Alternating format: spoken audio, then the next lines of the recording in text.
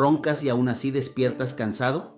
Dormir muchas horas no siempre significa descansar bien. A veces el problema no está en cuánto tiempo duermes, sino en cómo estás respirando durante la noche. Cuando existe ronquido intenso o pausas en la respiración, el sueño puede fragmentarse y dejar de ser reparador. Eso puede hacer que al día siguiente aparezcan cansancio, sueño durante el día, falta de concentración, irritabilidad o sensación de no haber descansado.